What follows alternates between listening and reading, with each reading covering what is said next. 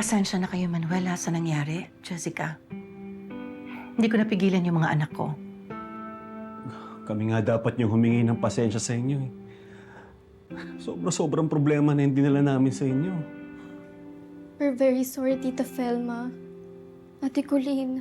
Wala kayong kasalanan. Ang intindihin na lang muna natin kung paano kayo makalipat. Hanggang bukas na lang kasi yung pinaalam ko kay Andrea. I'll talk to Ninong Abel po first thing in the morning. Magpapasama po ako dun sa landlady na sinasabi niya. Kung makakapag-pay po kami bukas, makakalipat din po kami agad. Nakapagbukod na ako ng pera para doon. Pero, Velma, utang yan ha. Babayaran namin yan. Baka mamaya may masabi pa yung mga bata. Makikita ko pa po ba kayo? Paano po kung makita kayo ng asawa ninyo tapos ilayo na naman kayo? Dahil parang hindi ko po yata kaya. Dito na lang po kayo ni Jessica, oh. Para sama-sama po tayo.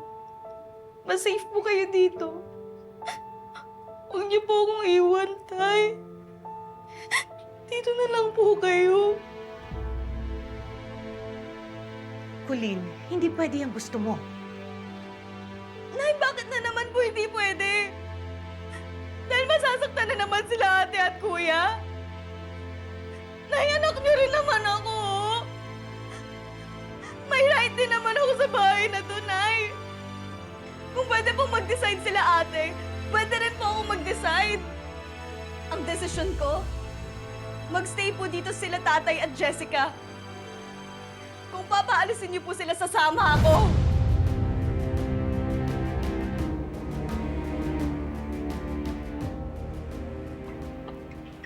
Tama naman siguro yung desisyon natin, di ba?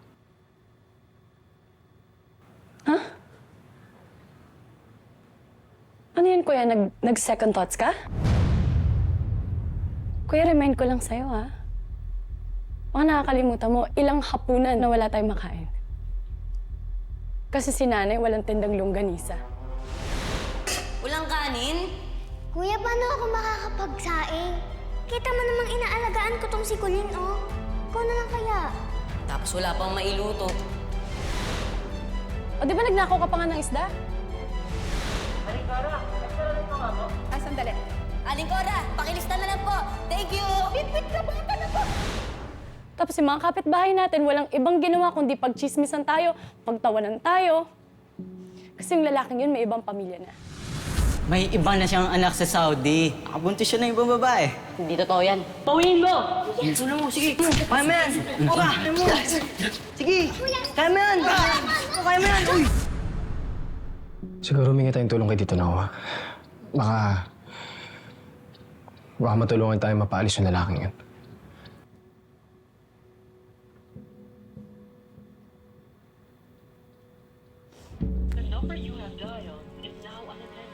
Kapatay ang phone niya. Puntahan ko na lang.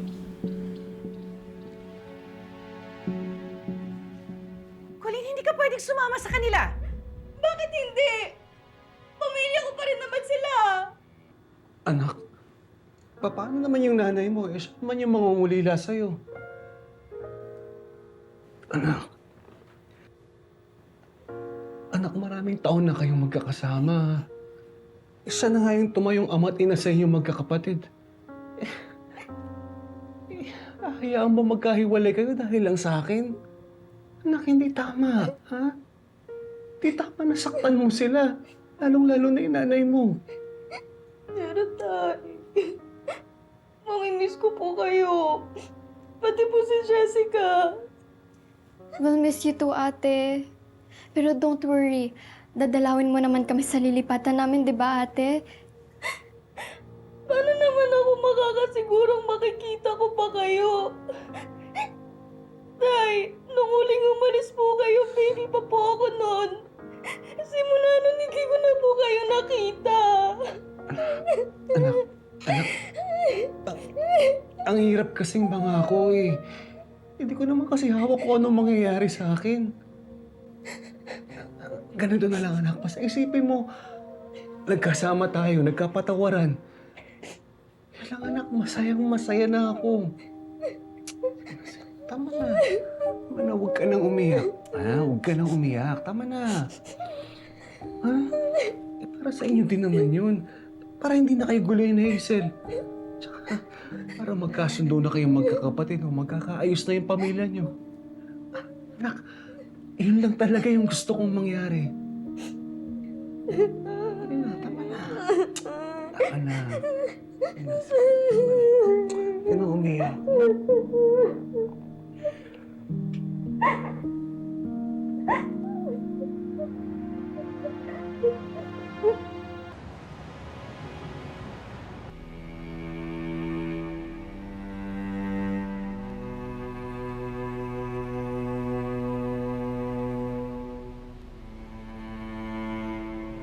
I'm sorry.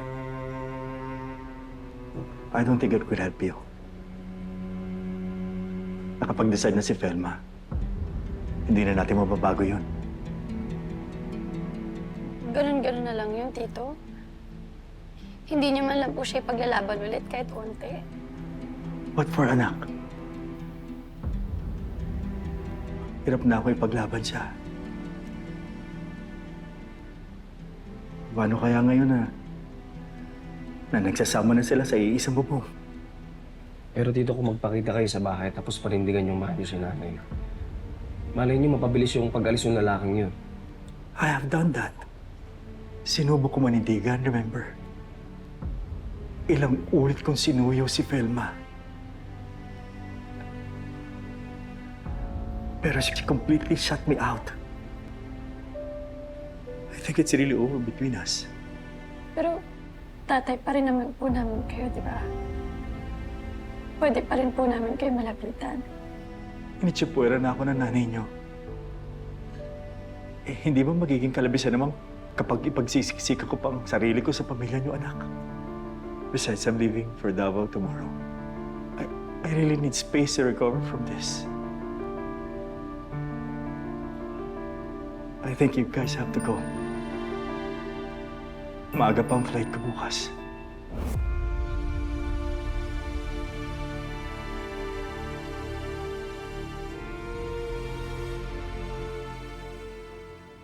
Jessica, ako na dyan. Nakakaya naman sa'yo. Okay lang po. Kami nga po ni Daddy dapat mahiya sa inyo eh. Hayaan niyo na pong makatulong ako in my own little way. Makabayad naman kami. Kasi, huwag naman kayong abusado. Ano ba, Andrea? Bakit? Bisita natin si Jessica. Bisita? Ang bisita, welcome dito sa bahay. Hindi naman welcome yan dito eh. Ano ba, Andrea? Totoo naman ah. O kaya, pagkatapos mo magluto, hugasan mo tong mga pinggan. Ang dami na eh. Pati tong buong kusina, linisin mo ha. Tsaka yung sahig. Kadkarin mo yung mga tiles. Pa, Ate Didong, ito po. Ako na.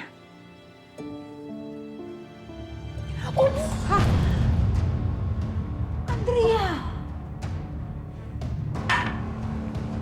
Sorry. I mean it.